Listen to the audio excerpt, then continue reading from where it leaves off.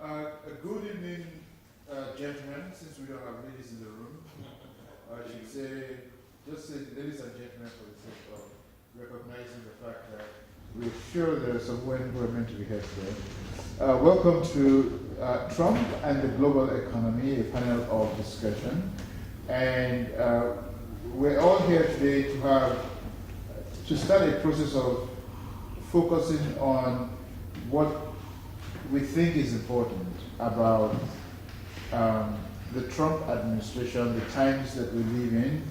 And so we have an exciting panel for you. And before we go, there was actually supposed to be one lady on the panel, and she seems to be stuck in traffic. That's what I heard. Right. Her name is Dr. K. Whitehead of the Loyola University. She's the creator of the Trump syllabus K-12. It would have been very interesting to have her here talk about, the work that she does with children and how she created a curriculum for young people, K-12, and so on and so forth. However, I have three other folks here. Oh, by the way, my name is Wui Jacobs. I'm the host of Afrobeat Radio that runs weekly on WBAI at 9.5 FM. And my co-organizer, actually the main organizer of this event, has been Ralph Baker. Ralph Baker is the author of Shock Exchange, How Inner City Kids from Brooklyn Predicted the Great Recession and the Pain Ahead. Shock Exchange turns out to be perhaps the only book from an African American author that actually did some analysis on now President Trump. This was pre his presidential days. Also on this panel is Mr. John McLaughlin of McLaughlin and Associates, a national survey, research, and strategic services company. Mr. McLaughlin has worked in this country very widely in politics, and there is a rumor that you actually predicted President Trump's Mr. Trump winning the election. But before that, I also had another rumor that he had pointed out that President Barack Obama, that was before his days as president, even before he ran for office, is somebody to look out for as a potential president of the country. I hope he'll get to tell us a little bit about that. And of course, Reverend Conrad Tiller does not need much of an introduction around here. We all know him. He's an activist and also a radio host, and we'll be hearing from him as well. We start this evening with Mr. John McLaughlin. He's going to give us a presentation, and then we'll take it from there. We look forward to your questions. This is really supposed to be an interactive session, not, he's not here to give a lecture. He's here to answer questions, he's here to share ideas and listen to us as well. So, any questions, more than welcome. And probably the reason I'm here is because of Ralph. Coach, I call him Coach Baker, because when he ran the Harlem Shock Exchange tournaments, we made a point of being in that tournament every year. And it was great for my young men. We're now, some of those guys are playing pro, but not in the United States. None of them got drafted this week. Some of them are playing in Australia, Luxembourg, and France. So a long way from home, but they've done well. But Coach Baker asked me to be here, and I'm here because I'm the family failure.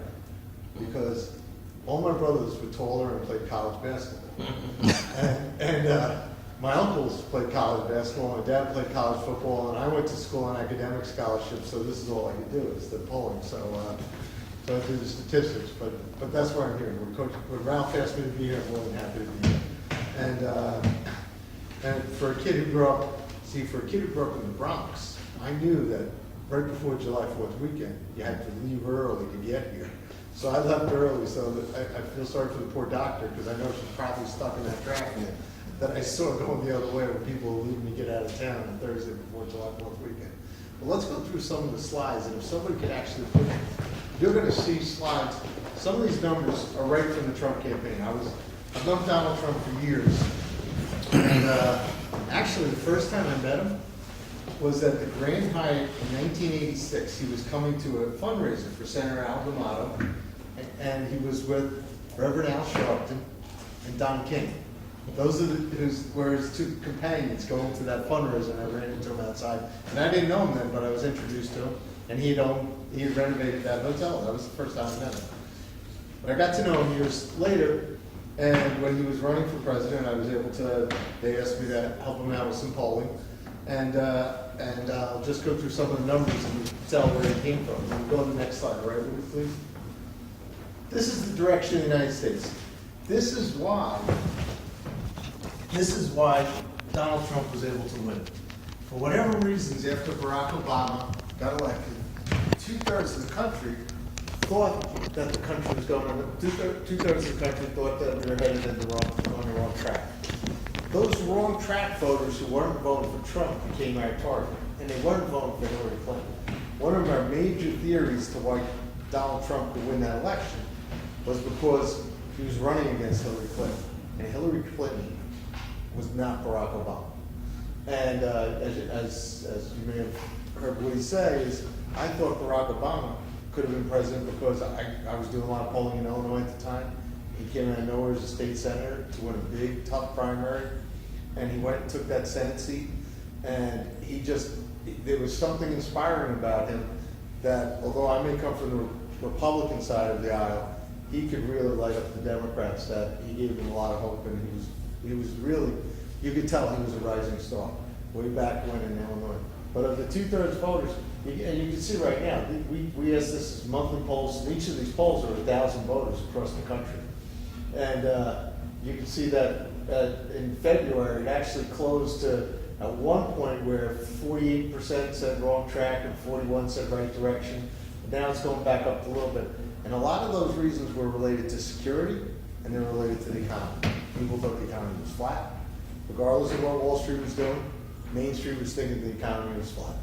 And people were concerned about security, about terrorism, ISIS. If we go to the next slide, please. Became a change election. And you see September 2015, when we asked them, do they want to continue the president's policies or do they want to change direction? People were getting restless. They wanted to change. What's ironic now is buyer's remorse. You're looking at some of the numbers at the end. All of a sudden, it's like you would say, do you want to go in a different direction, continue those policies? It's actually closing 1-to-1. As Democrats are coming back saying we want to keep some of those policies. And, but still, the change message still works for Donald Trump. And that became a big factor during the campaign. Everyone, when I came on board the campaign with Mitra, there were 4 other pollsters that came on board, Kellyanne Conway, Tony Fabrizio, Mike Basilise, Adam Geller. As the other pollsters came on board, we made sure every campaign poll that we took, that the battleground states had this number in it, because right through election year was a 5-3 majority saying they wanted change. And it was even more pronounced in the battleground states. The next slide. Those are Donald Trump's job ratings. And after this, I'll show you his favorite ratings. But back in December, when he was president-elect, he had 48 positive approval, 41 disapproval. He's been polarized ever since. His best numbers were right after he did a press conference, and he was preparing for the State of the Union address. And he also had done a rally, his first rally since he was president again. He rose to a 7-point positive, and then polarized again. Because the one thing, as I said, when it was in December, he called me right before Christmas, 2 days, to wish me a Merry Christmas. And then we started talking about the poll numbers, and I realized he wanted to talk about the polls because he heard I had a good poll for him, where it was +7, 48-41, as he was starting to do, talk about what he was going to do as president. And I said to him, you realize if you're 48-41 with a Republican Congress and a Republican House, the Democrats are going to have to stop you. They're going to hit you. Because if you get over 50%, they can't stop you. You'll have public opinion on your side. And Conrad, you told me you worked for a Democrat pollster. And he's shaking his head, yes, because you get over 50% job approval, Congress has to go along with you, publics go along with you. So the Democrats did wake up, and they did prove that prediction true as they started hitting him. And He's a New Yorker. As you can tell from my southern accent, South Bronx. I grew up in the Bronx. President grew up in Queens. We're outer borough kids. We're used to fighting. So when people hit him, he hits back. So you see these polarized numbers. And right now he's in that negative. This is as of June 23rd. He's at 46 approved, 50 disapproved. But if he were to focus on the things that people want to broaden his coalition, the Trump voters are actually intact. If you voted for him, 90% say he's doing a good job. If you didn't vote for him, you're not so happy with him. And his base is not only still with him, they're strongly approved. Most of them strongly approved him too. So if he were to expand his base, if he were to go beyond the Trump voters and the Republican voters and get over 50%, he could become a very effective president. Next slide.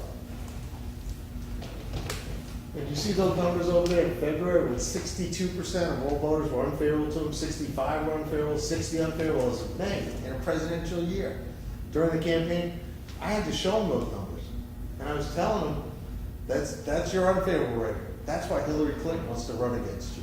She was, remember, those of us here in New York, what was Hillary Clinton's TV ads when she was running the primary in New York? They were ads attacking Donald Trump.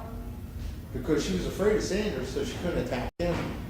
I mean, she could lose to a 74-year-old guy from Vermont. I mean, it was unbelievable. He was originally from Brooklyn, but it was like, so she wanted him and she wanted to keep those high negatives.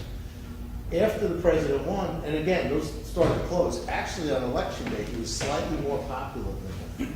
She wanted him because the majority of Americans did not like her. And he's been polarized ever since, and his personal approval rating parallels his job rating. Again, if his job rating would improve, his favorability would improve.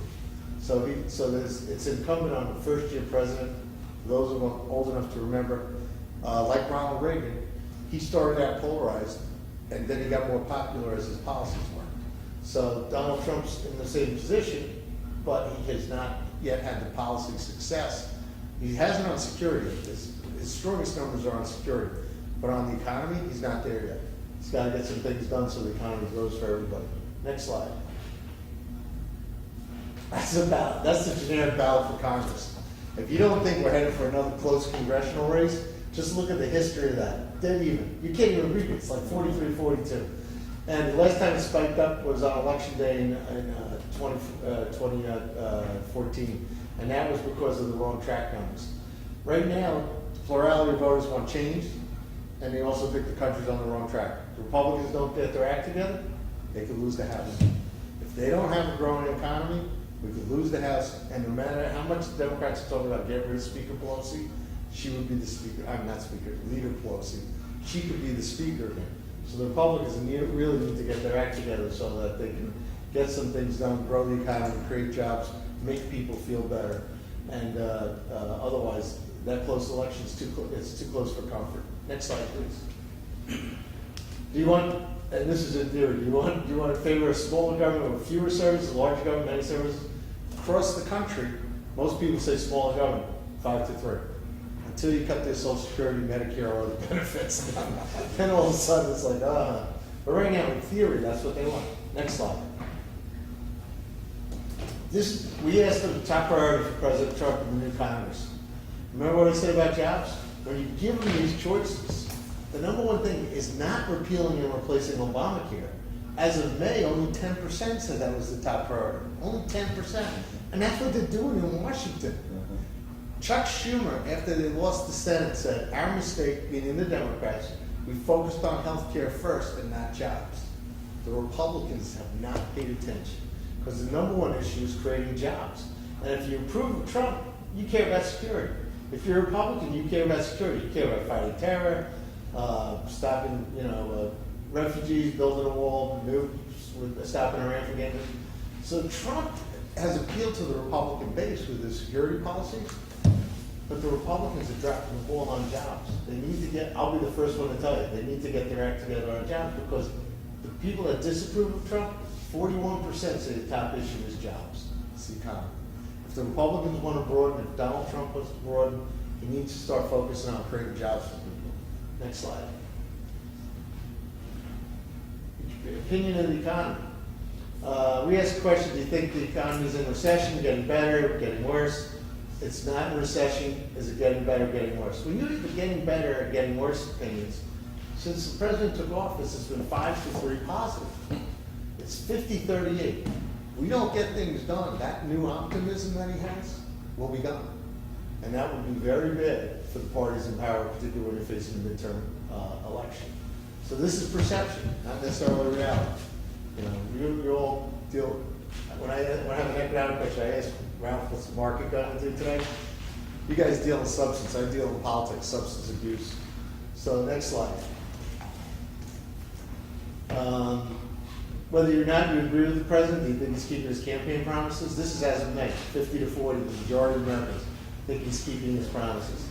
If you voted for Trump, you think he's keeping his promises 87-8. Next slide. If he could keep his promises, do you think your personal life, for you and your family, will be better? 44-32, better versus worse. Now it's upside down with African Americans, Hispanics, it's 45-38. But most Americans, plurality, think it would get better. So they have hope and optimism about them, but they got to see the reality to go over to be a majority. Next slide. From what you've seen in red, the Democrats, have they produced any evidence that President Trump had the election fixed by the Russians? No, 50-28. And as the Democrats, after they lost Georgia 6, they're now saying that's a dry well. It's distracted them from the real issues. Slide 13. Next slide, please. Is the Democrat campaign to impeach President Trump a partisan political ploy to stop President Trump? As of the end of May, they said yes, 53-28. Next slide. So this just shows you the Republicans aren't hitting the target yet, but the Democrats are really off chasing things that don't matter. Is the media, do you believe the media is biased against President Trump? 56-35 are saying yes. The bias is when it shows like that, I've never seen numbers like that. Against Reagan, against Bush, against the other presidents. I've never seen numbers like, even when Clinton was being impeached, you never saw numbers like this. Where the majority of people say, it's kind of like, I like basketball metaphors. The majority of people in the stands are saying, those refs are bad. They're not on his side.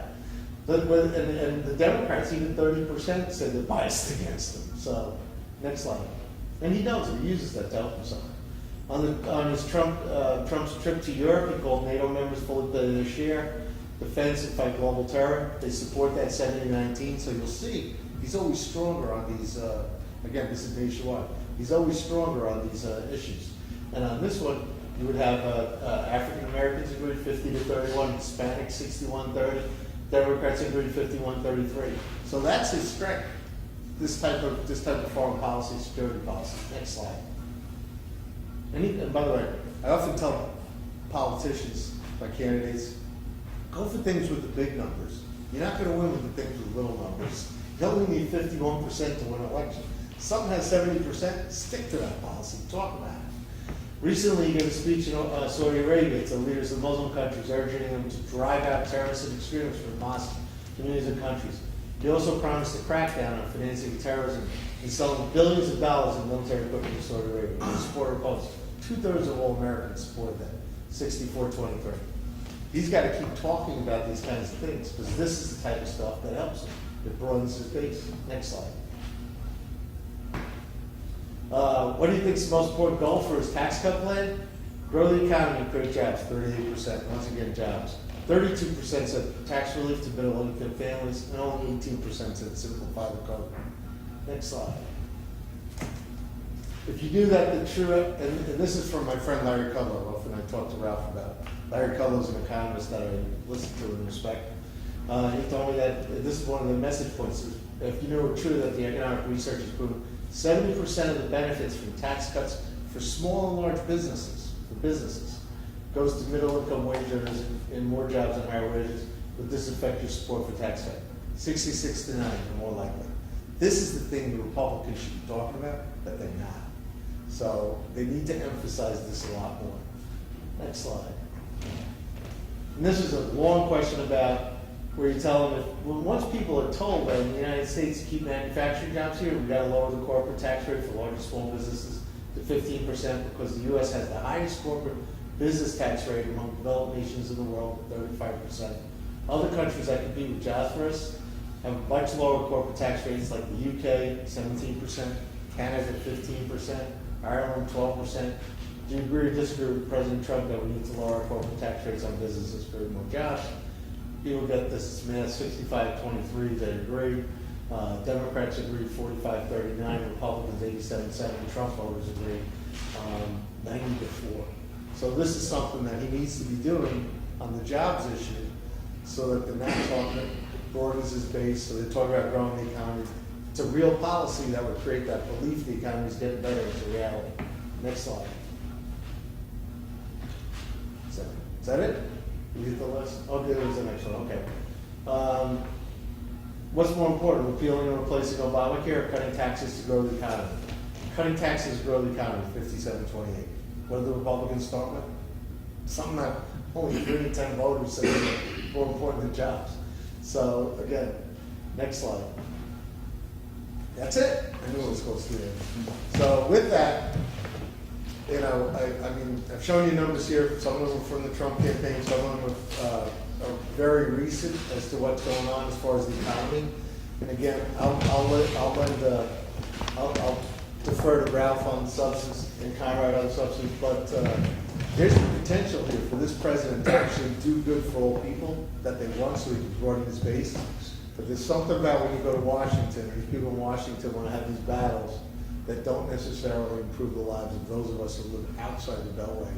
Whether you're in New York, or whether you're in Oklahoma, or someplace like that, we got a common goal, and the common goal for the country is to create jobs and grow this economy.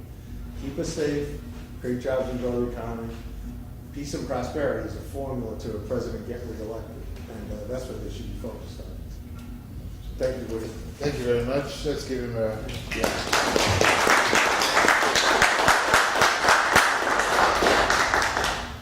We'll come back to you, of course, when we start the conversation, but it's interesting to me that perhaps it's a question of perception. Different people, different perceptions. The idea that foreign policy and security issues may hint strong to something, you know, the reality of what's going on in the world and people's perception of strength, you know,